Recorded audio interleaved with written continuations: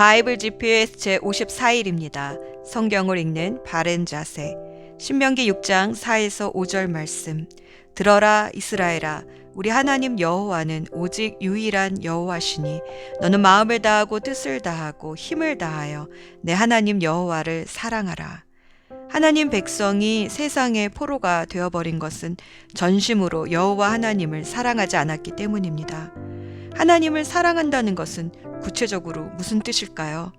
부모와 자녀 간의 사랑, 부부 간의 애정, 친구 간의 우정, 왕에 대한 충성, 이 모든 것을 성경은 아하바, 사랑이라고 씁니다. 부모가 자녀에게 느끼는, 연인에게 서로 느끼는 감정은 의무가 아닙니다. 그냥 사랑하기 때문에 사랑하는 것입니다. 하나님도 마찬가지십니다. 우리를 사랑하시기 때문에 사랑합니다. 그런데 사람의 사랑은 시작과 끝이 있지만 하나님의 사랑은 시작과 끝이 없는 영원한 사랑입니다. 변치 않는 한결같은 사랑입니다. 하나님은 사랑이시기 때문입니다. 사랑이시기에 우리를 사랑하실 수밖에 없습니다. 그러나 표현하지 않는 사랑은 사랑이 아닙니다. 하나님은 이스라엘 백성이 무엇을 잘해서가 아니라 사랑하기 때문에 애굽의 종살이에서 구해내셨다고 말씀하십니다. 신명기 7장 7에서 8절 말씀. 주님께서 당신들을 사랑하시고 택하신 것은 당신들이 다른 민족들보다 수가 더 많아서가 아닙니다. 오히려 당신들은 모든 민족 가운데서 수가 가장 적은 민족입니다. 그런데도 주님께서는 당신들을 사랑하시기 때문에 당신들 조상에게 맹세하신 그 약속을 지키시려고 강한 손으로 당신들을 이집트 왕 바로의 손에서 건져내시고 그 종살이하던 집에서 이끌어 내어주신 것입니다. 하나님이 이스라엘을 사랑하시기 때문에 구원하신 것처럼 우리도 하나님을 사랑하기 때문에 순종하고 또 하나님의 형상을 따라 창조된 우리의 이웃을 내 몸처럼 사랑하기를 원하십니다. 그래서 레위기 19장 18절 말씀에서 이웃을 자기 몸처럼 사랑하라고 하셨습니다. 하나님을 사랑하라는 것은 그래서 이웃을 내 몸처럼 사랑하라는 말과 같습니다. 하나님은 이 모든 것을 사랑 때문에 하십니다. 잊혀지지 않는 영화의 한 장면을 소개하고 싶습니다. 예수는 역사다라는 실화를 바탕으로 한 영화의 한 장면입니다. 예일대 법대 출신의 시카고 트리뷴 기자였던 리 스트로베리, 예수님의 부활이 가짜라는 것을 증명하기 위해 2년간 조사를 했습니다. 처음엔 부활은 가짜다라는 확신으로 조사를 시작했는데 조사를 하면 할수록 역사적 사실이라는 증거가 더 많이 나오자 그는 당황했습니다. 하지만 그가 여전히 이해할 수 없었던 것은 왜 하나님의 아들이 죽으셔야 했던가, 그 동기가 무엇이었는가 하는 거였습니다. 수많은 자료 사진들 앞에서 why라고 물었을 때 하나님은 사랑이라고 답해 주셨습니다. 사랑 때문에. 리 스트로벨은 그 사랑의 하나님 앞에 항복하고 지금은 목사님이 되셔서 사역하는데 그 경험을 적은 예수는 역사다라는 책은 뉴욕 타임즈가 선정한 베스트셀러가 되기도 했습니다. 사랑입니다. 굳이 이렇게 고집스러운 사람을 구태여 연단하셔서 회개시키시고 회복시키시는 그 번거로운 일들을 귀찮아하지 않으시고 역사 속에서 일하시는 이유는 사랑 때문입니다. 우리도 하나님께 왜요? 라고 질문했을 때 내가 너를 사랑하기 때문이다 라는 답을 오늘도 성경을 통해 읽게 되기를 소망합니다. 오늘의 여정. 바벨론 포로 시대가 무르익어 갈 무렵 하나님이 보여주시는 이스라엘 회복에 관한 에스겔의 말씀과 바벨론 멸망에 관한 이사야의 예언을 읽습니다. 바벨론 포로 생활 25년째가 되던 해 하나님은 다시 환상 중에 에스겔을 이스라엘 땅으로 데리고 가셔서 다시 회복될 성전의 블루프린트를 보여주십니다. 이 성전이 실제로 세워질 성전이다, 아니면 그저 상징적인 것이다 라는데 의견이 분분하지만 중요한 것은 회복된 성전에서 흘러나오는 생명수가 흐르는 곳마다 생명이 회복된다는 것입니다. 에스겔 성전은 단순한 건물이 아니라 참된 예배의 회복과 영원히 우리와 함께 하시는 하나님의 임재를 약속해 주십니다.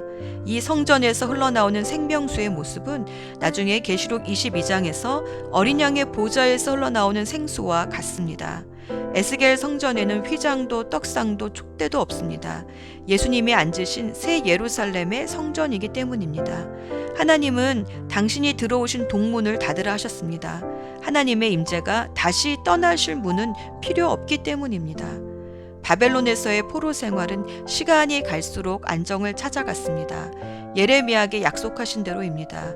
여호야긴 왕도 마침내 석방되어 왕의 식탁에서 같이 밥을 먹게 되고 유다 백성들은 회당을 중심으로 신앙의 공동체를 잘 이끌어갔습니다. 바벨론의 경영 키워드는 교육이었습니다. 식민지 나라에서 똑똑하다는 인재들을 바벨론식으로 교육하여 바벨론 제국의 신하로 만들려고 했습니다. 하지만 하나님의 백성들도 말씀 교육에 집중했습니다. 바벨론의 인재들을 압도하는 하나님 나라의 인재들을 키워내셨습니다. 그 대표적인 인물이 바로 다니엘입니다. 교육으로 다져진 바벨론이었지만 70년도 채 버티지 못하고 무너지게 됩니다. 바벨론의 벨드사살 왕이 예루살렘 성전의 그릇들로 1000여 명이 넘는 귀족들과 술 파티를 하던 날 하나님의 손이 벽에 나타나 경고의 글을 남기셨습니다. 그 글을 보고 다들 너무 무서워할 때 그때까지 살아있었던 다니엘이 부름을 받고 해석을 해줍니다. 바벨론이 저울에 달아보니 부족하여 메대와 바사 사람에게 멸망된다는 내용이었습니다. 사실 바벨론의 멸망에 대한 예언은 이미 100여 년 전에 남유다가 아시리아의 위협을 당하던 그 시절에 이사야를 통해서 이미 예언되었습니다. 오랜만에 이사야도 같이 읽으면서 역사의 주관자 되신 하나님 앞에 겸허한 마음을 가져봅시다. 예수 전망대 에스겔 47장 9절 말씀.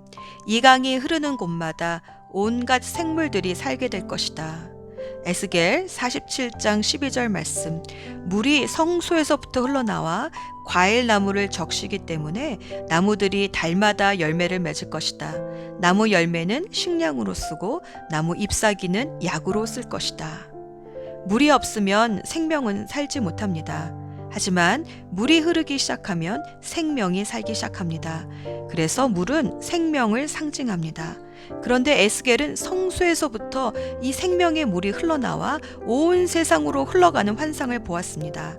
성소는 하나님의 임재가 머무는 곳입니다. 창세기 2장에서 나오는 에덴에서도 강물이 흘러나왔습니다. 예수님도 당신을 영원히 목마르지 않은 생수를 주시는 분으로 말씀하셨습니다. 요한복음 4장 14절 말씀. 그러나 내가 주는 물을 마시는 사람은 영원히 목마르지 아니할 것이다. 내가 주는 물은 그 사람 속에서 영생에 이르게 하는 샘물이 될 것이다. 예수님은 세상에 결코 채울 수 없는 우리 영혼에 만족이 되어 주십니다.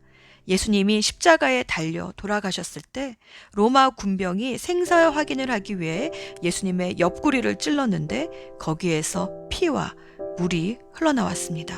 요한복음 19장 33에서 34절 말씀. 예수께 와서는 그가 이미 죽으신 것을 보고서 다리를 꺾지 않았다.